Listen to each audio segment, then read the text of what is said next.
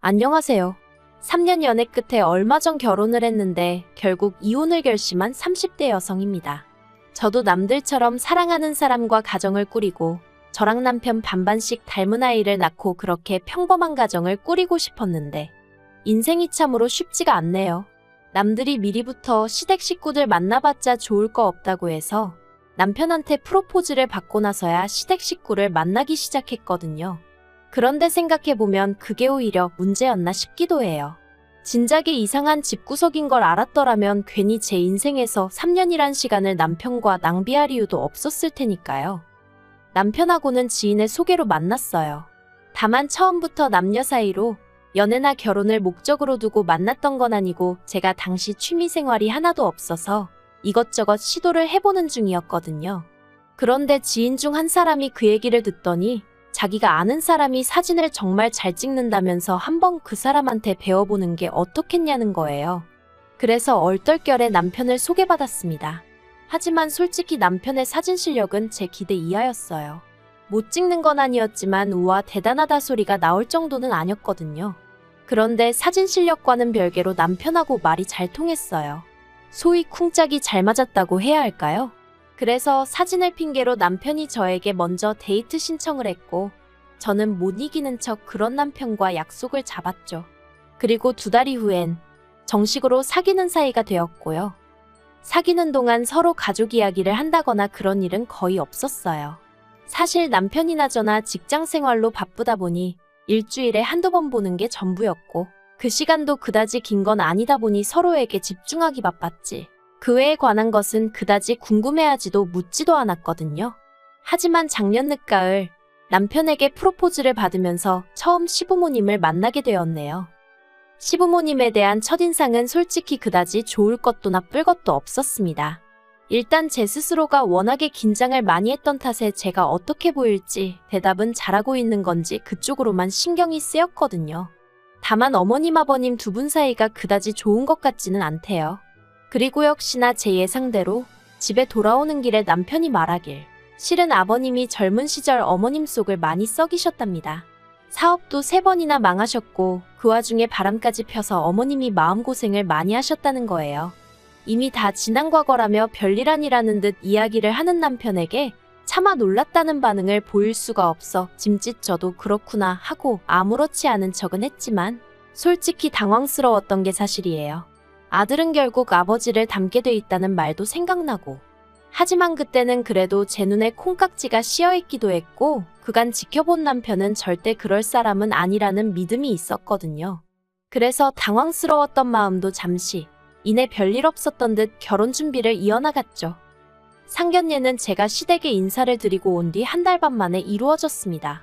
장소는 시댁과 저희 집 중간에 위치한 한정식집이었고요. 원래는 호텔 중식당에서 하려고 했는데 시부모님께서 장소가 저희 집에서 더 가깝다는 이유로 기분 나쁜 티를 내셔서 그냥 중간에 위치한 그저 그런 한정식집에서 할 수밖에 없었네요. 게다가 상견례가 시작되고 얼마 되지 않아 서로 가벼운 대화가 오가기도 전에 시부모님께서 다짜고짜 저희 집에선 얼마나 지원해 주실 수 있냐고 한 2억쯤 가능하냐고 물으시대요. 어차피 오갔어야 할 대화이긴 했지만 그래도 뭐랄까 별로 보기에도 듣기에도 좋진 않았죠. 아무튼 아버님이 자꾸 2억 이야기를 하셔서 친정아버지가 그럼 우리도 2억을 해주겠다고 그렇게 얘기가 마무리되었어요. 그런데 신혼집을 구하는 과정에서 당혹스러운 일을 겪게 되었습니다. 분명히 상견례 자리에서 먼저 2억 타령을 해대신 아버님께서 말을 바꾸셨거든요. 무슨 말장난하는 것도 아니고 당신은 저 아버지한테 그냥 물어본 거지 당신이 2억을 해주겠단 소리는 아니었다나요. 어이가 없어서 제가 남편을 통해 아무래도 오해가 있었던 것 같다. 그러면 정확히 얼마를 해주신다는 이야기냐 여쭙습니다. 그리고 남편이 전해온 아버님이 대답은 정말 할 말을 잃게 만들더군요. 저희가 당신한테 돈 맡겨뒀냐고 얼마를 해주건 감사합니다 하고 받으면 되는 거지 벌써부터 자식들이 부모 재산을 가지고 묻고 따지고 하느냐고 괘씸하다 하셨다는 거예요. 그래서 친정에다 이 이야기를 그대로 전하니 친정 부모님이 뭐 그런 집구석이 있느냐고 결혼이고 뭐고 없던 걸로 하라셨습니다. 그래서 실제로 제가 남편에게 우리 부모님도 마음이 많이 상하셔서 당분간 결혼 이야기는 없던 걸로 하는 게 좋겠다 했어요. 그랬더니 남편이 그게 무슨 소리냐며 그제서야 자기가 시부모님이랑 제대로 단판을 짓고 오겠네 어쩌겠네 하더니 그렇게 해서 지원을 받기로 한 게 4천만 원이었습니다. 솔직히 시부모님 말씀대로 4천만 원을 해주시건 400만 원을 해주시건 그저 고맙습니다 하고 받는 게 틀린 말은 아니죠. 시부모님 두 분이 열심히 고생하셔서 번 돈이니 저나 남편이 결혼을 핑계로 무조건 요구해서는 안 되는 거고요. 하지만 시부모님이 돈을 빌미로 저나 저희 부모님을 대하는 과정에서 마음이 많이 상했던 게 사실이에요. 그래도 다행이라고 해야 할지 친정 부모님께선 원래 해주신다던 2억 그대로 지원해 주시겠다 하셨습니다. 사위가 얼마나 예뻐서도 아니고 사돈한테 잘 보이자고 그런 건 더더욱 아니고 하나뿐인 딸 제가 고생하는 게 보기 싫어 해주시는 거라 하셨어요. 그리고 그런 저희 부모님 앞에서 남편은 제대로 고개를 들지 못했죠. 하지만 여기서 끝이었으면 얼마나 다행이었을까요? 문제는 그나마 주시기로 한 4천도 이 핑계 저 핑계를 대시며 안 주시는 거죠. 나중엔 말씀하시기를 저희 잔금 치르기로 한 날 하루 전에 주시겠다더니 막상 당일이 되어 연락을 드리니 이번엔 또 배탈이 나서 은행에 못 가고 계신다대요. 그리고 남편도 답답하고 하니까 그럼 어떡하냐고 볼멘 소리를 한 모양이던데 그걸 빌미로 막대 먹었다고 끝까지 돈을 안 주셨어요. 그리곤 며칠 뒤 말씀하시기를 어차피 그 돈 없이도 잔금 잘 치르고 하지 않았냐며 그땐 저희가 너무 괘씸해서 주기 싫으셨답니다. 그리고 이제 어느 정도 상황이 해결이 되었으니 그 4천을 1억으로 불려서 다음에 이사 갈 때 주시겠다는 약속을 하시더라고요. 당연히 믿음이 갈 리가 없었죠. 그래도 제가 파혼을 하지 않았던 이유는 딱 하나였어요. 매번 그럴 때마다 남편이 정말 죽을 듯이 저에게 미안해했거든요. 자기가 중간에서 역할을 제대로 못한 탓이다. 자기도 자기 부모님이 저렇게 쉽게 말을 바꾸시는 분들인 줄은 몰랐다. 어쨌든 미안하다. 그리고 저희 친정부모님한텐 또 엄청나게 깍듯하기도 했어요. 사실 저희 친정아버지가 저를 무척 예뻐하시긴 하셨지만 늘 아들 하나 있었으면 하시는 걸 알고 있었거든요. 그런데 남편이 나름대로 싹싹하게 저희 아버지 기분도 맞춰드리려고 하고 그런 모습을 보니까 저도 어머님 때문에 화가 나고 속이 상해도 모진 소리는 못하겠더라고요. 그리고 저희 아버지도 저한테는 남편 부모님이 이상하다며 욕을 하실지언정 자식이 부모를 선택한 것도 아니고 저희 시부모님이 그 모양인 게 남편 잘못은 아니지 않냐 하시며 정작 남편한테는 싫은 소리 한마디 안 하시대요. 아무튼 그래서 결국 어찌저찌 결혼까지 하게 되었죠. 그런데 이달 초에 있었던 아버님 생신을 계기로 결국 남편과 헤어지기로 마음을 먹었습니다. 이걸 어디서부터 어떻게 말을 꺼내야 하나 싶은데 사실 아버님 생신을 앞두고 남편한테 보통 어떻게 축하를 하냐고 물어봤었는데 그 내용이 충격적이었어요. 저는 그냥 가족끼리 모여서 식사하고 선물 주고받고 뭐 그 정도 생각하면서 올해 음식 정도는 내가 하면 되려나 싶었거든요. 그런데 그게 아니라 매년 아버님 생신이 되면 아버님 형제분들이 전부 다 시댁으로 모인다는 거예요. 그리고 그 많은 손님 대접은 전부 어머님이 하신다고요. 그래서 제가 남편더러 그러면 어머님 생신 때는 아버님이 그렇게 챙겨드리냐? 어머님 형제분들이 다 오시는 거냐 하니까 약간 허점을 찔린 듯한 표정을 짓더니 그건 아니고 아버님 생신 때만 그렇게 한다는 거예요. 좀 황당하더라고요. 그래도 뭐 평생을 그렇게 해왔다 하고 어머님이 별 말씀 없으시다 하니 제가 이러쿵저러쿵 할 건 아니다 싶어서 더 말은 안 했지만요. 그런데 남편이 말이 나왔으니 말인데 이제 어머님 대신 제가 아버님 생신을 그렇게 챙겨드리면 좋을 것 같다는 거예요. 그래서 제가 싫다고 했습니다. 어머님이야 어머님 남편이니까 그렇게 해드렸는지 몰라도 나는 그렇게까진 못한다고요. 그랬더니 남편이 이내 또다시 당황한 표정을 하더니 그러면 저더러 어머님이랑 얘기를 한번 해보라는데 도대체 뭘 이야기를 해보라는 건지 아무튼 더는 왈가왈부하기 싫어서 일단 알겠다고 하고 넘겼네요. 그리고 아버님 생신을 이틀 앞두고 어머님께서 전화를 해오셨습니다. 저더러 아버님 생신인 건 아냐 그러시길래 안다고 했더니 그런데 어째서 가타부타 말이 없냐 하시더라고요. 그래서 제가 남편하고 상의하셔야 하는 거 아니냐고 물었어요. 사실 그렇잖아요. 아버님 생신이면 어머님하고 아들인 저희 남편이 상의를 하면 될 일이지. 남편을 건너뛰고 저랑 무슨 이야기를 하시고 싶으시단 건지. 게다가 아버님 생신인 걸 제가 안다고 제가 먼저 무슨 얘기를 하겠어요. 가뜩이나 남편한테 들은 이야기도 있는데 아무튼 제가 그렇게 나가자 어머님이 남자애가 뭘 알겠냐고 걔랑 얘기를 하겠냐면서 저더러 내일 출근하지 말랍니다. 회사에는 아파서 못 간다고 하든 어쩌든 이야기를 잘하고 시댁으로 오라는 거예요. 시댁에 와서 토요일 아버님 생신상에 차릴 음식을 같이 좀 하자고요. 황당해서 잠깐 말문이 막혔지만 제가 그렇게는 못한다고 했습니다.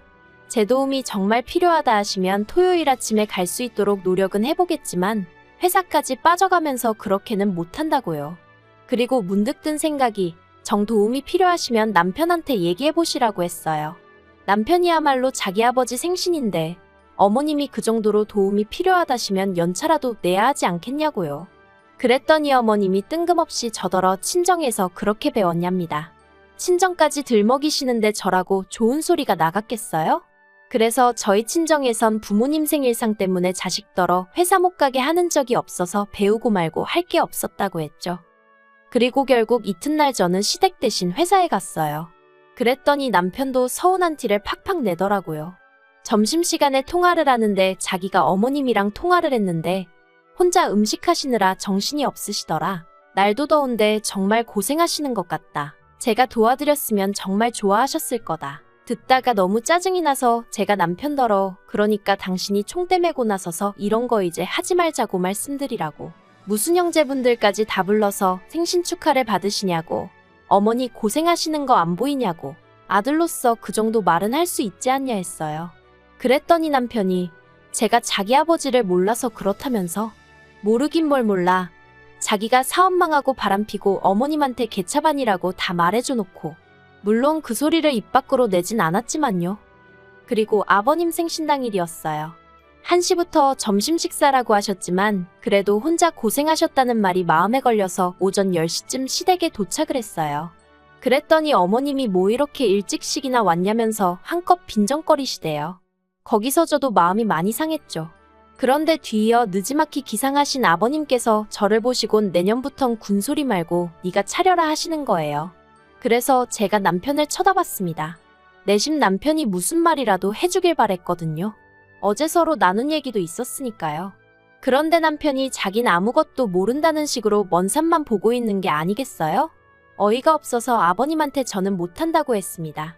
어머님이야 전업주부시고 아버님 아내니까 이렇게 해주셨는지 몰라도 저는 이렇게 못한다고 대신 생신 때 맛있는 데 모시고 가서 식사 대접하겠다고 했죠. 하지만 이내 말은 똑바로 해놔야지 싶어서 형제분들은 빼고요라고 덧붙였습니다. 까놓고 매해 무슨 잔치 해드릴 일 있나요? 아무튼 저도 마음이 상했지만 저 때문에 어머님 아버님도 마음이 상하신 게 눈에 보이대요. 솔직히 제가 뭘 잘못했다는 생각은 안 들었지만 그래도 어째서인지 죄송스러운 마음이 들긴 했고요. 그래서 그때부턴 나름대로 싹싹하고 빠릿빠릿하게 움직이면서 분위기에 맞춰드리고 있었어요. 그런데 어느덧 아버님 형제분들 오시고 술도 한두 잔 들어가자 아버님이 대뜸 요새 장사치들이 얼마나 돈을 더럽게 버는지 아냐입니다. 장사하는 인간들이 하는 말은 하나 믿을게 못 된다면서 오죽하면 장사꾼 똥은 개도 안 먹는다는 소리를 하시는 거예요. 게다가 뭘 하셨더라. 장사하는 놈들은 돈밖에 몰라서 자식 교육은 나 몰라라 하더라. 내가 아는 누구도 자식 새끼가 싸가지가 있네 없네. 그러면서 슬며시 저를 보시는데 아, 나 들으라고 하시는 말씀이구나 싶은 게 저희 친정부모님이 두 분 다 동대문 상가에서 30년째 장사를 하고 계셨거든요. 그리고 결국 저랑 남편 결혼할 때 시댁에서는 한 푼도 안 해주셨고 저희 친정에서 다 해주셨잖아요. 하지만 맹세컨대 그걸로 저나 저희 부모님이 시부모님한테 생색 한번 제대로 낸 적 없는데 아무튼 그러면서 괜히 이재성 씨를 들먹이셨습니다. 당신들은 뼈대 있는 가문이지만 옛날부터 특이한 성씨들은 죄다 천한 성씨라면서 그리고 장사치들이 그 처한 성씨를 쓴다는데 제 성씨가 진짜 특이한 성씨거든요. 정말이지. 점점 열이 뻗치는 게 더는 못 참겠더라고요. 그래서 아버님한테 그만 좀 하시라고 한마디 했어요. 그리곤 에라 모르겠다 싶어서 요새도 누가 사람 성씨 따지고 그러냐고. 요샌 다 재산 따지고 인품 본다고. 저도 재산이나 따지고 인품이나 볼걸. 그걸 안 본 게 너무너무 후회가 된다 하곤 뒤도 안 돌아보고 제 집만 챙겨서 뛰쳐나왔습니다. 그러자 남편이 불이 나게 쫓아와서는 그래도 이렇게 가면 어쩌냐면서 앞으로 시부모님을 어떻게 보려고 그러냐대요. 그래서 안 보려고 그런다고 소리를 질렀죠. 내가 너 뭘 보고 결혼한 건지 착하디 착한 마음씨? 그것도 생각해보니 죄다 헛소리라고 아주 그냥 되는 대로 저도 막 내뱉은 것 같아요. 너무 성질이 나니까 말이 되나 안 되나 따질 새도 없었거든요. 그래서 결국 이튿날 남편한테 이 결혼 없던 걸로 하자 했어요. 다행히 혼인신고는 서류 작성까지 다 끝내놓고 같이 가서 신고할 시간이 여의치가 않아 못하고 있었는데 저희 조상님이 도우셨다 싶대요. 친정 부모님까지 저희 집에 오셔서는 남편한테 쓸데없이 우리 원망하지 말라셨어요.